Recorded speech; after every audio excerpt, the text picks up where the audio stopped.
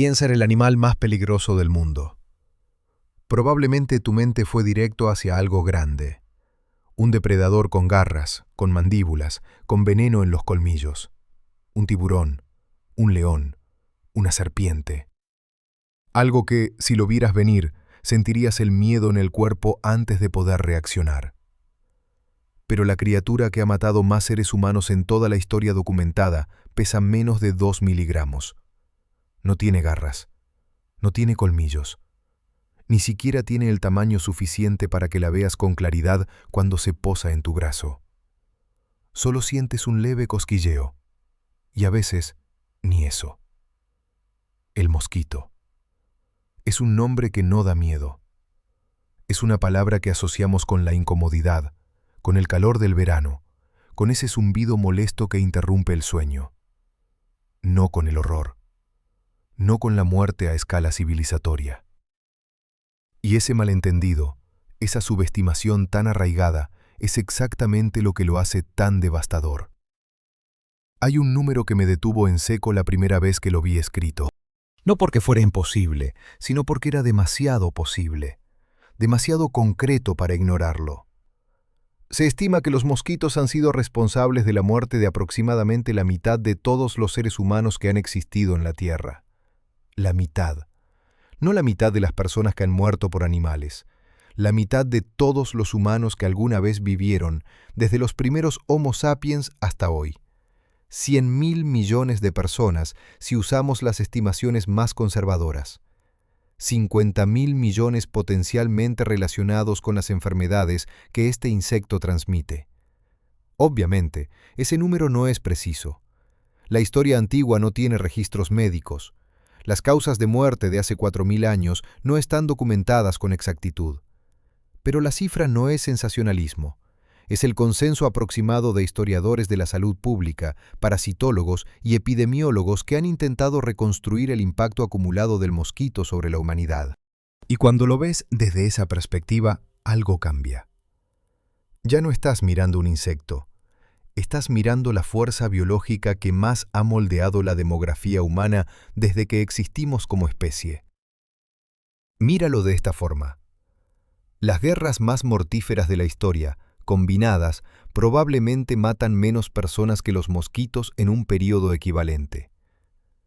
La Primera Guerra Mundial, 20 millones de muertos. La Segunda, 75 millones. El mosquito mata entre 700,000 y 800,000 personas al año, todos los años, sin armisticio, sin negociaciones de paz, sin pausa. En los últimos 20 años, eso es entre 14 y 16 millones de personas. Pero ese número actual, aunque enorme, es pequeño comparado con lo que era hace un siglo, y mucho más pequeño comparado con lo que era hace 5 siglos, o 10. Para entender por qué, hay que entender lo que el mosquito realmente es. No es un depredador en el sentido tradicional. No te persigue. No tiene estrategia de cacería. Su biología es más extraña que eso, y de cierta manera más perturbadora. El mosquito no te muerde para alimentarse de ti, te usa. La hembra, que es la única que se alimenta de sangre, no necesita tu sangre para sobrevivir. Puede vivir con el néctar de las flores, igual que una abeja. La sangre es otra cosa, es proteína reproductiva. Cuando una hembra de mosquito te pica, está usando los recursos de tu cuerpo para desarrollar sus huevos. Eres, en términos biológicos estrictamente funcionales, una plataforma reproductiva. Y mientras hace eso, mientras introduce su aparato bucal en tu piel con una precisión quirúrgica que todavía asombra a los entomólogos, también inyecta saliva. Una saliva que contiene anticoagulantes para que la sangre no se solidifique antes de que pueda extraerla. Y si ese mosquito en particular ha picado antes a alguien infectado, esa saliva también puede contener algo más. Ahí empieza el problema real. El mosquito es, en términos técnicos, un vector. Un organismo que transporta patógenos de un huésped a otro sin desarrollar la enfermedad él mismo. Y en eso es extraordinariamente eficiente. Las 3 enfermedades principales que transmite, malaria, dengue y fiebre amarilla son radicalmente distintas entre sí. Tienen diferentes agentes causantes, distintos mecanismos de acción, distintas tasas de mortalidad, diferentes distribuciones geográficas. El mosquito no tiene una sola arma, tiene un arsenal. La malaria, en particular, merece detenerse un momento. Causada por parásitos del género Plasmodium, transmitidos por mosquitos del género Anopheles, la malaria ha acompañado a la humanidad durante milenios. Hay evidencia de su presencia en textos médicos egipcios de hace millones catosa de años. Los síntomas, la fiebre recurrente con ciclos de frío intenso y sudoración, aparecen en escritos de la antigua China, de la India clásica, de la Grecia hipocrática. Hipócrates la describió. Los romanos la conocían, y durante siglos nadie supo qué la causaba. Había teorías. La más duradera, tan arraigada que le dio nombre a la enfermedad, era que venía del aire. Del malum aer, el aire malo, que emanaba de las ciénagas y los pantanos. De ahí el nombre, malaria, aire malo. Era una teoría incorrecta sobre el mecanismo, pero correcta en la observación. La gente que vivía cerca de pantanos enfermaba más. No entendían por qué, pero asociaban el lugar con la muerte. Y esa asociación, aunque errónea en su explicación, fue durante siglos la única guía preventiva disponible. La verdad no se reveló hasta 1880, cuando el médico francés Charles Laveran, trabajando en Argelia, observó por primera vez los parásitos del Plasmodium dentro de glóbulos rojos humanos bajo el microscopio, y la transmisión por mosquito no se confirmó completamente hasta 1897, con el trabajo del médico británico Ronald Ross en India. Piénsalo. Durante miles de años de historia registrada, la causa de una de las enfermedades más mortíferas de la humanidad fue completamente invisible. No había forma de saber de dónde venía. No había forma de cortar la cadena de transmisión con precisión. Solo había remedios parciales, cuarentenas ineficaces y muertos. Y en ese vacío de comprensión, la malaria hizo cosas que van mucho más allá de matar individuos. La malaria cambió el resultado de batallas. Cambió el destino de imperios. Hay episodios que la historia registra con cierta distancia clínica, pero que adquieren una dimensión diferente cuando entiendes el papel del mosquito. Las legiones romanas que intentaron expandirse hacia el norte de África y encontraron territorios donde la mortalidad entre sus soldados era inexplicablemente alta. Las expediciones europeas hacia el interior de África subsahariana, que diezmaban a sus tripulantes antes de llegar a ningún destino. Los ejércitos del siglo Nimedo que perdían más hombres por fiebre que por combate. Durante la Guerra Civil estadounidense, se registraron más de 1 millón de casos de malaria entre las tropas de la Unión en tan solo 4 años. El ejército confederado no estaba en mejor situación. Los hospitales de campaña estaban llenos de soldados con fiebres cíclicas que no entendían los médicos militares de la época. Y luego hay un episodio específico que cada vez que pienso en él me parece uno de los más subestimados de la historia moderna. A finales del siglo Nimedo, el mundo observaba un proyecto de ingeniería que parecía imposible. Construir un canal a través del Istmo de Panamá, conectando el Atlántico con el Pacífico. Los franceses lo intentaron primero, bajo la dirección de Ferdinand de Lesseps, el mismo hombre que había construido el Canal de Suez. El proyecto colapsó. No por falta de dinero, no por falta de ingeniería, no por falta de voluntad política. Colapsó porque los obreros morían. Entre 1882 y 1889, se estima que murieron entre 22,000 y 27,000 trabajadores en el proyecto francés. La mayoría no murió por accidentes de construcción, murió de malaria, murió de fiebre amarilla. El terreno pantanoso del Istmo panameño era un criadero perfecto para Anófeles y Aedes aegypti. Los trabajadores llegaban de Europa sin inmunidad a esos patógenos locales y morían en oleadas. De Lesseps nunca completó el canal. La empresa francesa quebró. El proyecto fue abandonado. Cuando Estados Unidos retomó el proyecto en 1904, enfrentó exactamente el mismo problema. Y fue entonces cuando ocurrió algo que raramente se cuenta con el peso que merece. El cirujano militar William Crawford Gorgas, que había trabajado en La Habana controlando la fiebre amarilla, fue enviado a Panamá con una misión que en aquel momento parecía secundaria a los ingenieros de construcción: controlar los mosquitos. Gorgas no tenía todavía un mapa completo de la biología del vector, pero tenía algo más útil: comprensión práctica.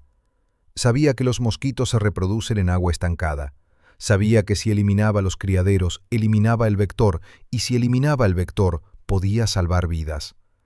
Lo que implementó no fue sofisticado en términos de tecnología, pero fue masivo en términos de coordinación. Drenaje sistemático de zonas pantanosas. Aplicación de aceite sobre superficies de agua estancada para asfixiar las larvas antes de que pudieran desarrollarse. Fumigación de viviendas. Instalación de mallas en ventanas. Distribución de quinina, el antimalárico derivado de la corteza del árbol de quina, entre toda la fuerza laboral. En 3 años, los casos de fiebre amarilla en la zona del canal habían caído casi a cero. La malaria tardó más en controlarse, pero también se dio. Y la obra que había destruido a los franceses fue completada por los estadounidenses en 1914. El Canal de Panamá no fue solo un triunfo de ingeniería civil. Fue el primer gran triunfo de la salud pública moderna sobre el mosquito. Y casi nadie cuenta esa historia con ese énfasis. Lo que hizo Gorgas en Panamá demostró algo que tardó décadas más en volverse política global. El mosquito no es invencible. Es vulnerable. Pero vencerlo requiere entender cómo funciona con una precisión que durante la mayor parte de la historia humana simplemente no teníamos. Esa precisión tomó milenios en llegar, y en el camino, el costo fue incalculable. Pero hay algo más en la biología de este insecto que convierte su historia en algo más oscuro todavía.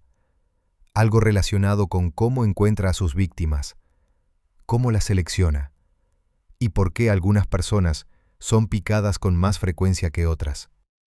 La respuesta tiene que ver con química, con genética, y con algo que exhalas en este momento sin saberlo.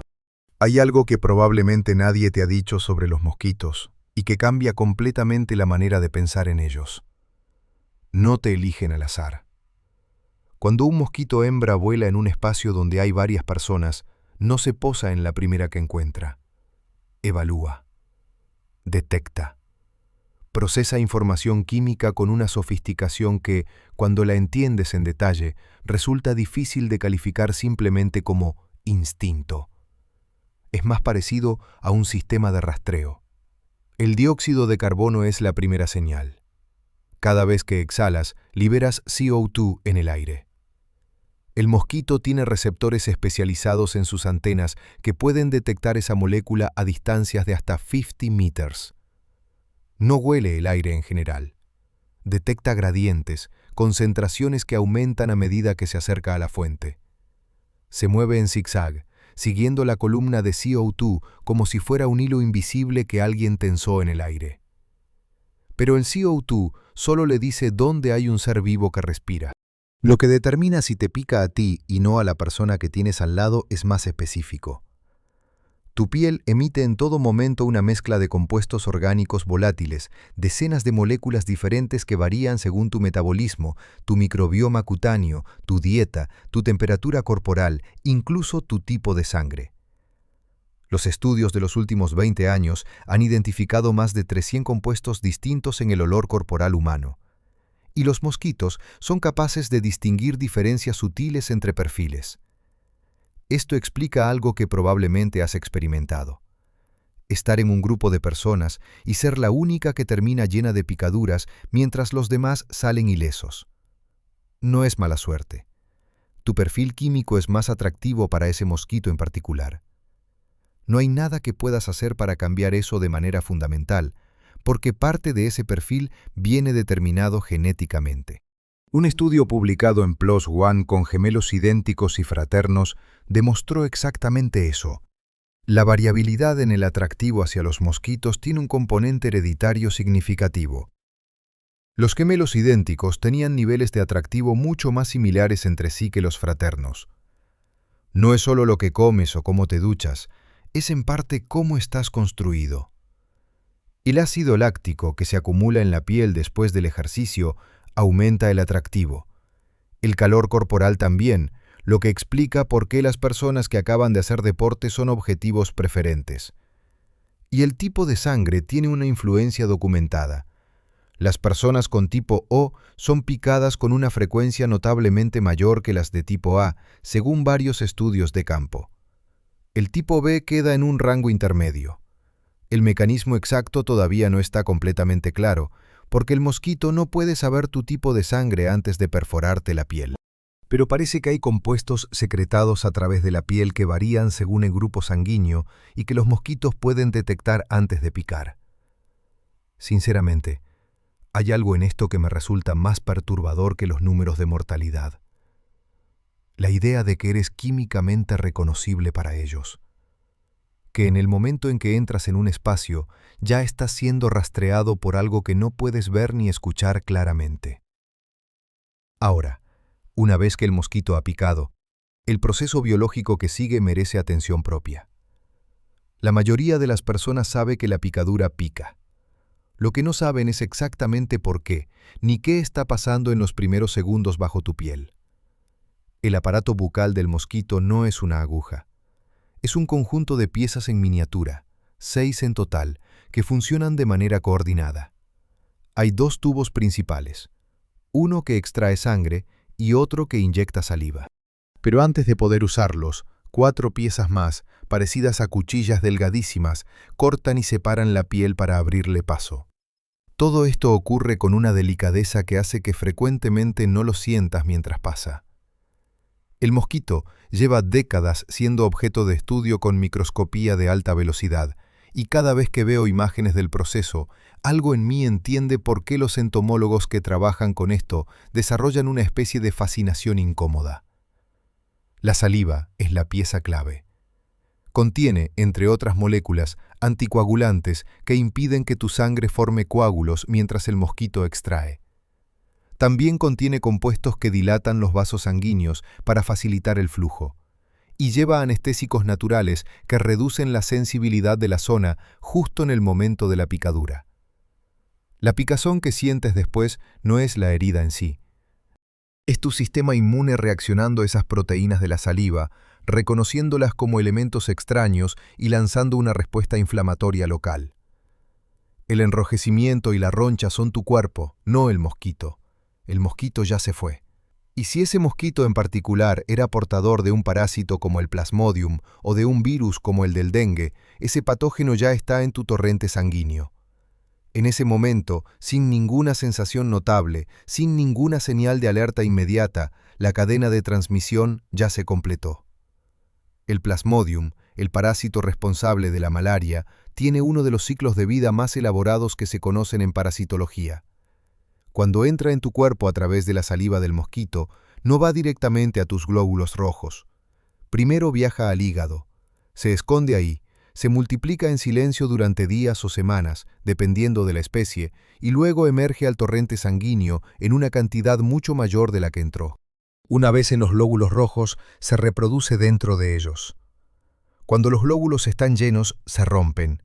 Y esa ruptura simultánea, sincronizada, de miles de glóbulos en el mismo momento es lo que produce los ciclos de fiebre.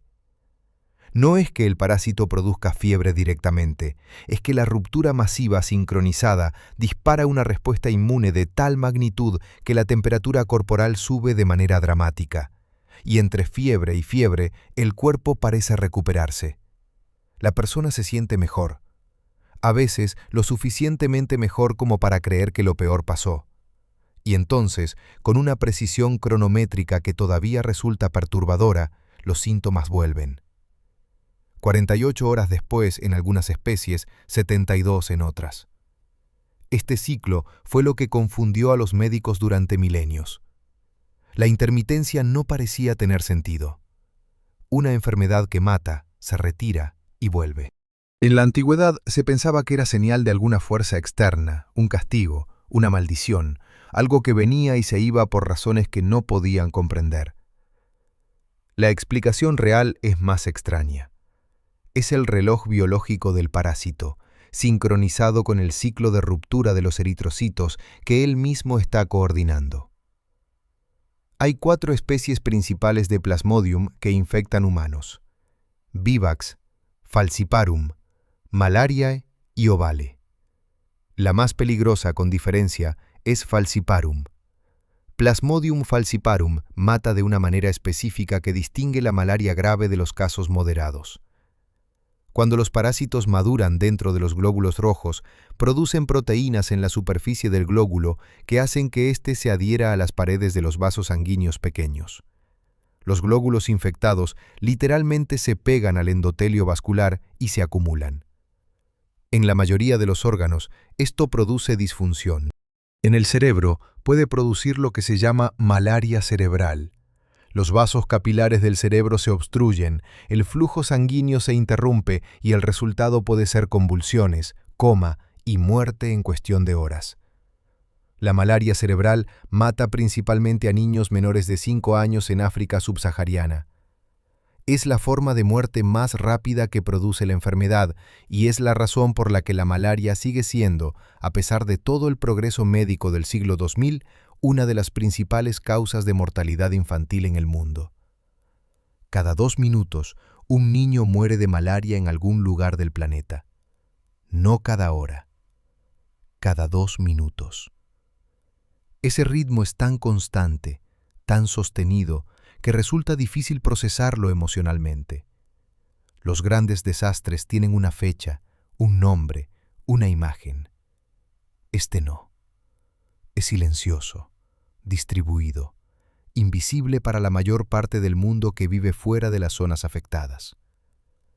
Pero la malaria no es la única amenaza en el arsenal del mosquito.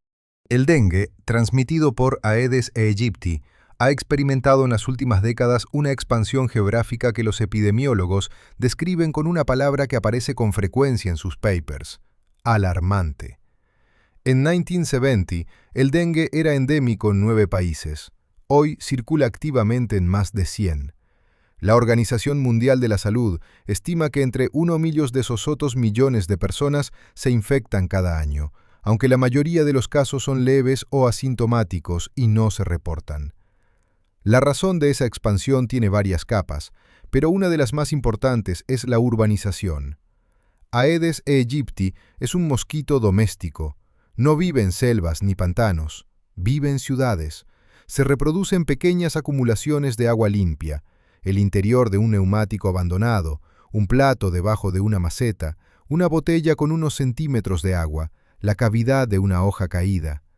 A medida que las ciudades del mundo tropical crecen, los hábitats de Aedes crecen con ellas.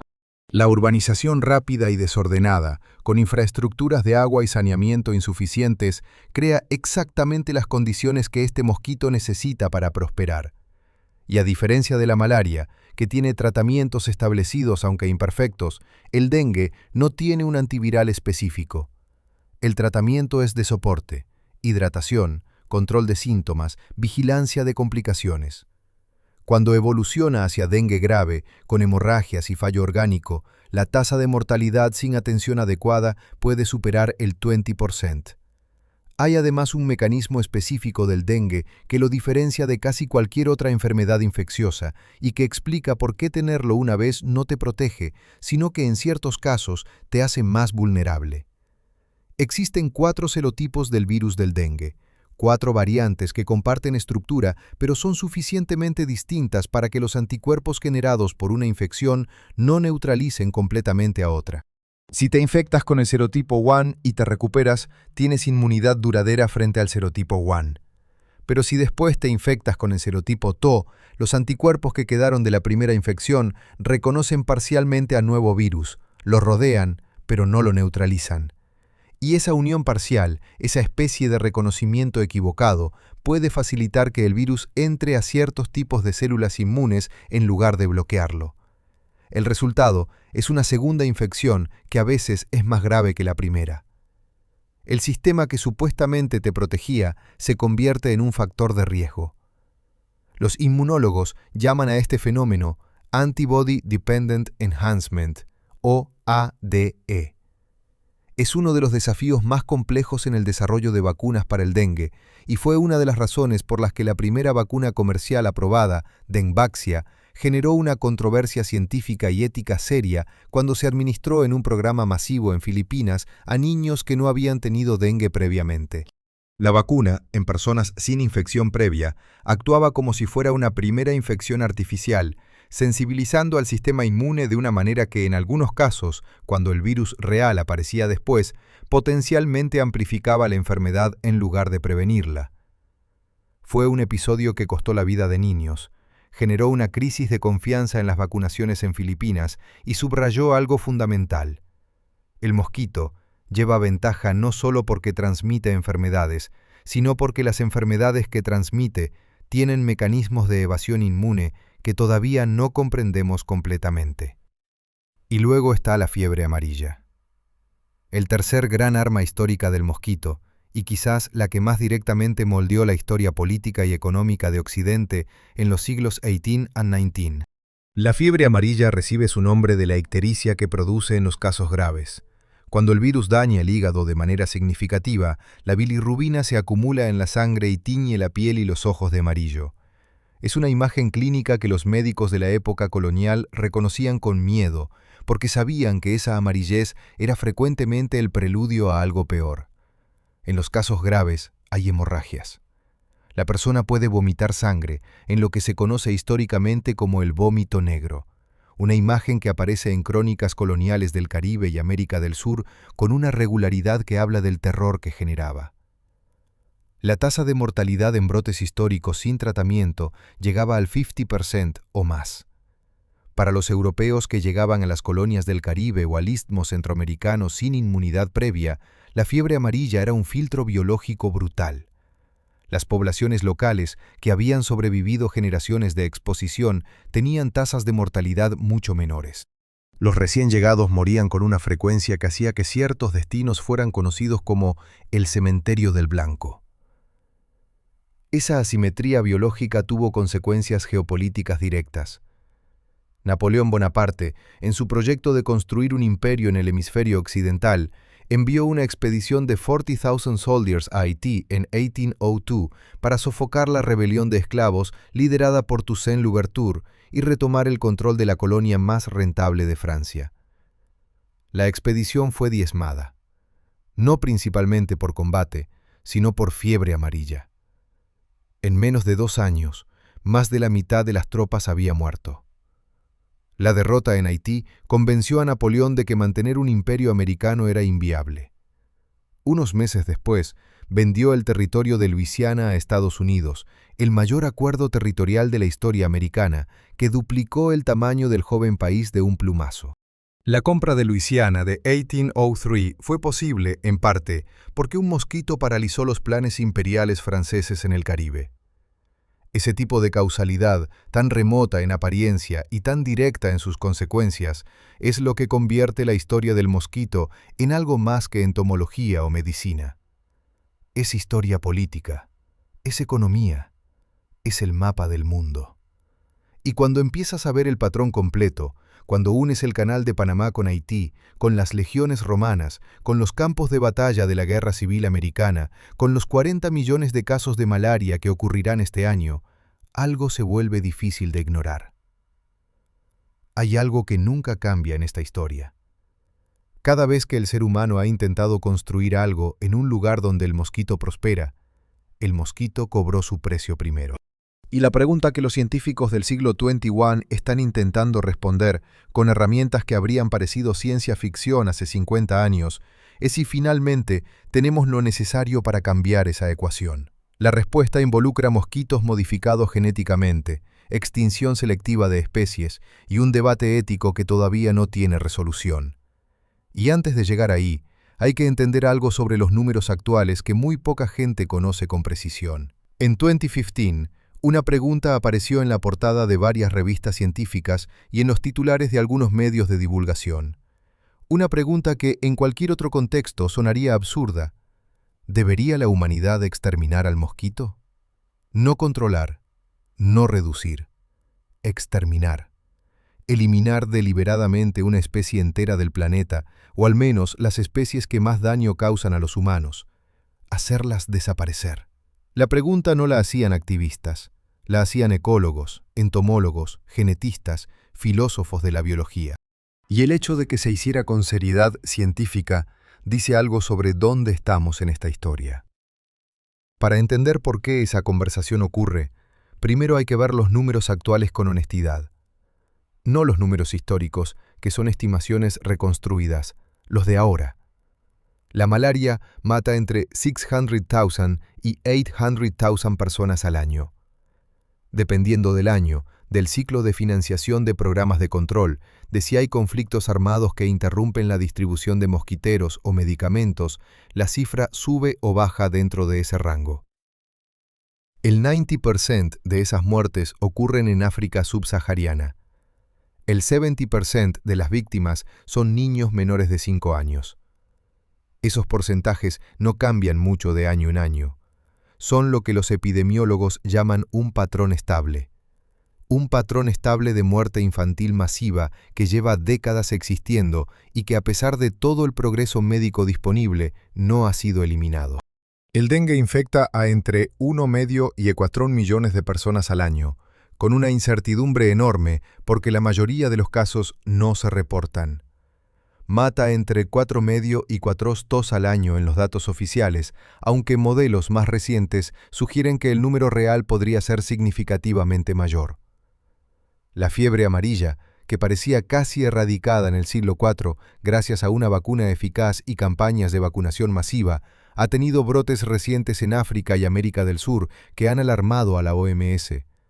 La cobertura vacunal en zonas de riesgo sigue siendo insuficiente. El virus del Nilo Occidental, transmitido también por mosquitos, ha llegado a Europa y América del Norte en las últimas décadas y sigue expandiéndose. El chikungunya, el Zika, la encefalitis japonesa, la filariasis linfática, que produce elefantiasis, la leishmaniasis en algunos vectores relacionados. El mosquito no es un transmisor de una enfermedad. Es una plataforma de distribución de patógenos que sigue siendo activa, adaptable y presente en prácticamente todos los países cálidos y templados del planeta. Y ese mapa de distribución está cambiando. El cambio climático es uno de los factores que más preocupan a los epidemiólogos que trabajan con enfermedades vectoriales. No porque sea el único factor, sino porque su efecto sobre la distribución geográfica del mosquito es documentable y ya está ocurriendo. Aedes aegypti y Aedes albopictus, el mosquito tigre asiático, están colonizando latitudes donde hace 20 años no existían.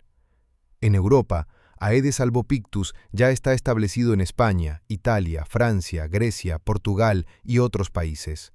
Ha llegado a zonas del sur de Alemania. Ha sido detectado en los Países Bajos.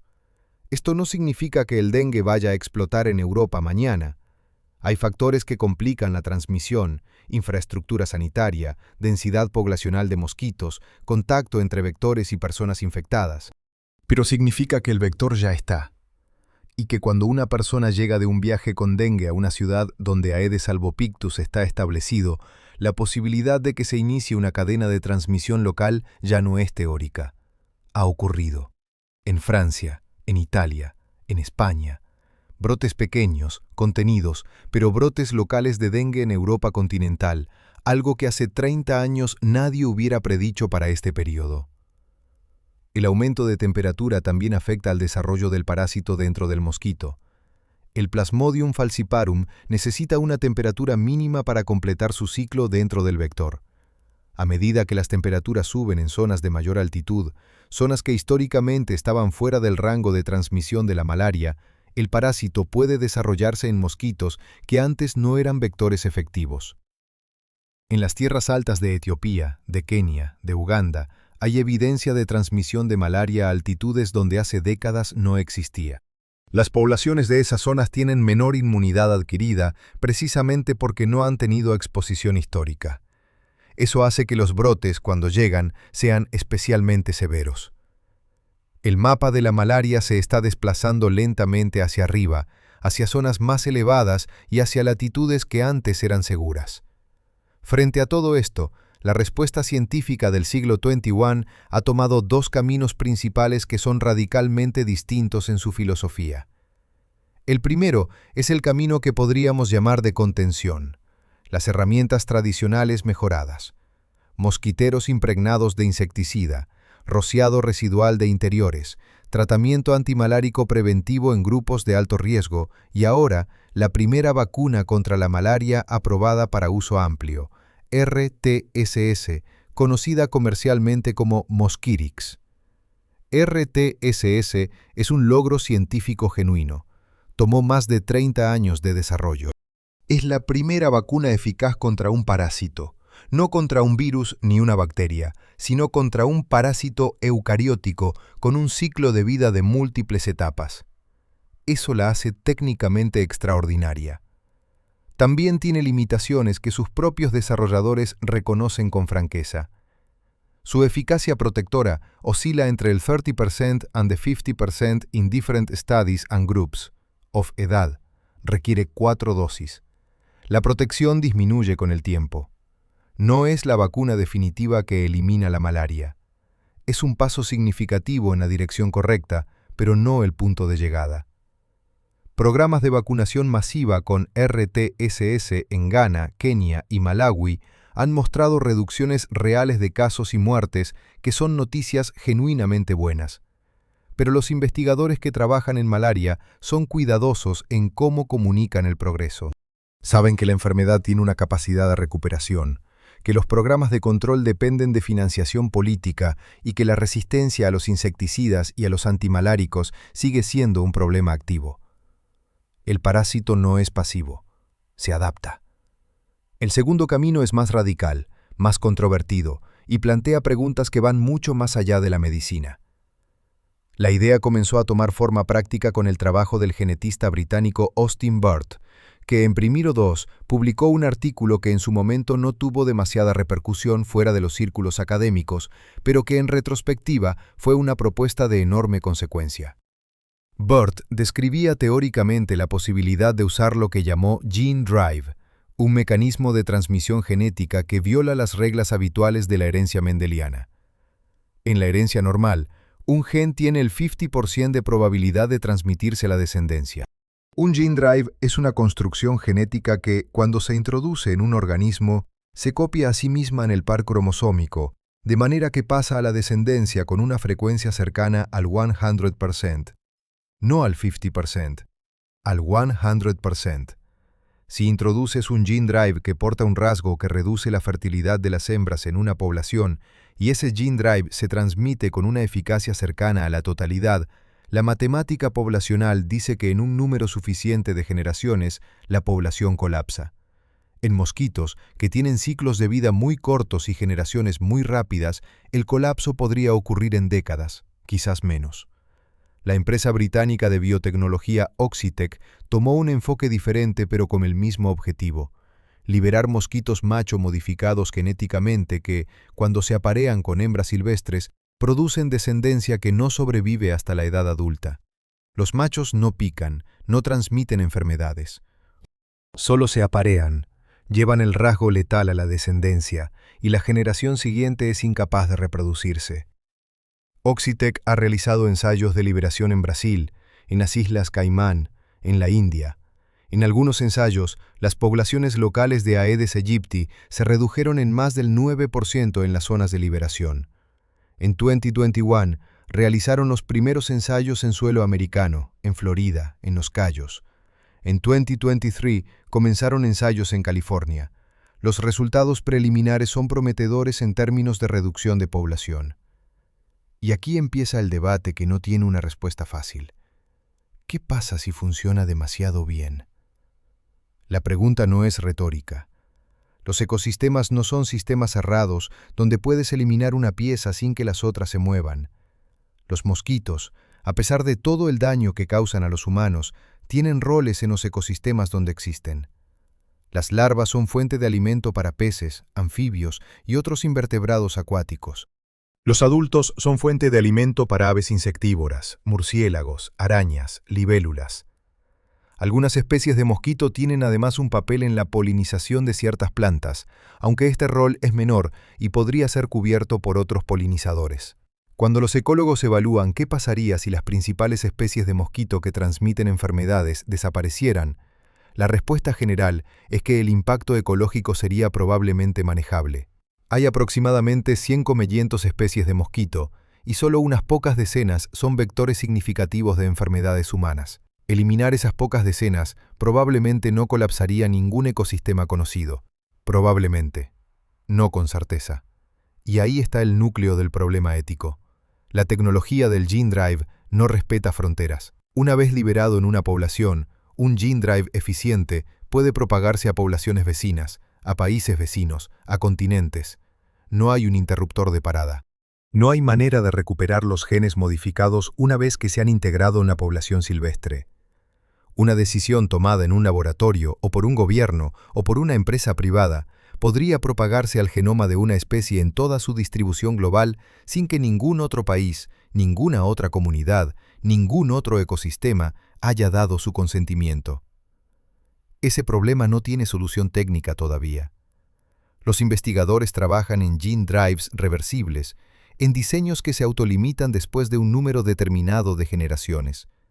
Pero ninguno de estos sistemas existe todavía en forma práctica. Y mientras tanto, la malaria sigue matando a un niño cada 2 minutos. La tensión entre esa urgencia y esa incertidumbre es lo que hace que la pregunta del exterminio deliberado del mosquito no tenga una respuesta moralmente simple. El argumento utilitario es poderoso. Si eliminar Anopheles gambiae, el principal vector de malaria en África, pudiera salvar cientos de miles de vidas al año, el costo ecológico de perder esa especie parecería pequeño en comparación. La balanza del sufrimiento se inclina de manera aplastante hacia la acción. Pero hay una lección que la historia de la gestión ambiental repite con una regularidad que debería imponer humildad. Las consecuencias imprevistas de las intervenciones en ecosistemas complejos tienden a aparecer mucho después de que la intervención parecía exitosa, y a veces en formas que nadie anticipó. No es que no debamos actuar. Es que la escala de la acción propuesta, la extinción deliberada de una especie con distribución global, es un experimento sin precedentes del que no hay manera de retroceder. Cuando lo pienso así, no desde el laboratorio ni desde la política sanitaria, sino desde el peso de lo que significa, me resulta uno de los dilemas más genuinamente difíciles que la ciencia ha puesto sobre la mesa en lo que llevamos de siglo. Y hay un ángulo más en esta historia que no suele aparecer en los artículos sobre mosquitos y salud pública. Uno que tiene que ver con dinero, con geografía, y con por qué la malaria sigue matando en los países que mata cuando técnicamente existen las herramientas para reducirla de manera drástica. Ese ángulo es tan revelador que cambia la naturaleza de la pregunta. Porque resulta que el problema nunca fue únicamente biológico. En 1955, la OMS lanzó el Programa Global de Erradicación de la Malaria. La herramienta principal era el DDT. En India, los casos cayeron de 1.000 millones anuales a menos de 1.000. En Europa, la malaria fue erradicada. El programa parecía funcionar. Y entonces se detuvo. Por 3 razones que se superpusieron. Los mosquitos desarrollaron resistencia al DDT. En 1962, Rachel Carson publicó Silent Spring, documentando los efectos del insecticida sobre la vida silvestre, lo que llevó a su prohibición gradual. Y los países desarrollados, donde la malaria ya no era un problema, perdieron el interés político. En 1969, la OMS cambió oficialmente el objetivo de erradicación a control. Un cambio de una sola palabra, con consecuencias que duran hasta hoy. Lo que siguió fue lo que los historiadores de la salud pública llaman el período del abandono. Los programas se debilitaron, el dinero se redirigió. La malaria dejó de parecer urgente para quienes no la sufrían, y el parásito no esperó. La cloroquina, que durante décadas fue el antimalárico estándar por su bajo costo y eficacia, generó resistencia. Su reemplazo, las terapias basadas en artemisinina, derivadas de una planta de la medicina tradicional china, funcionó bien, hasta que también comenzó a generar resistencia, documentada y en expansión desde el sudeste asiático. La pregunta de por qué la malaria sigue matando tiene una respuesta que incomoda porque no es técnicamente compleja. Sabemos cómo reducirla. Los mosquiteros tratados, el rociado de interiores, los antimaláricos, la nueva vacuna, todas estas herramientas funcionan. El problema es el acceso. Un niño en Europa que contrae malaria recibe diagnóstico y tratamiento en horas. Tasa de mortalidad inferior al 1%. Un niño en una zona rural de Malí con malaria cerebral puede tardar días en llegar a un centro que tenga lo necesario. La brecha no es de conocimiento, es de acceso. Y eso convierte la malaria, en parte, en un problema que la medicina sola no puede resolver. Durante la pandemia de COVID-19, el mundo demostró que cuando una enfermedad amenaza a los países ricos, la respuesta puede ser extraordinaria. La malaria lleva décadas matando cientos de miles de niños al año, y el ritmo de inversión nunca tuvo esa urgencia. No es una conspiración. Es una consecuencia de cómo se asignan recursos cuando quienes más recursos tienen también deciden dónde van. Sin embargo, algo está cambiando. Iniciativas privadas de gran escala han destinado miles de millones a investigación, y vacunas de segunda generación como R21/Matrix-M de Oxford han mostrado en ensayos en Burkina Faso eficacias superiores al 75%, el umbral que la OMS estableció como transformador. Si esos resultados se confirman a mayor escala, representarían un salto real respecto a todo lo disponible hasta ahora. Lo que no ha cambiado es el mosquito. Presente en la Tierra desde hace aproximadamente y millones de años según el registro fósil. Ha sobrevivido a glaciaciones y extinciones masivas. La humanidad, en términos geológicos, existe desde hace un instante. La historia humana que conocemos es en parte la historia de dónde pudimos sobrevivir. Y el mosquito dibujó muchos de esos límites. Cuando llegue el día en que la malaria sea erradicada, ese logro será uno de los mayores de la historia de la medicina, completamente merecido. Pero no aparecerá en esa celebración el peso de lo que ocurrió mientras esperábamos. Los niños que murieron en los años en que sabíamos suficiente para salvarlos. El costo acumulado de actuar más despacio de lo que podíamos. La victoria será real y estará construida sobre una pérdida que no se puede recuperar. Cada año, cuando llega el verano, los mosquitos vuelven a ser noticia menor. Artículos sobre repelentes, sobre vacaciones, sobre incomodidad. Y en esa misma semana, en algún lugar donde el verano no es una estación sino un estado permanente, el mosquito hace lo que siempre ha hecho. Sin intención, sin objetivo, solo siguiendo el calor de una piel cercana. El animal más letal de la historia de nuestra especie. No el más grande, no el más visible. El que no ves hasta que ya es demasiado tarde.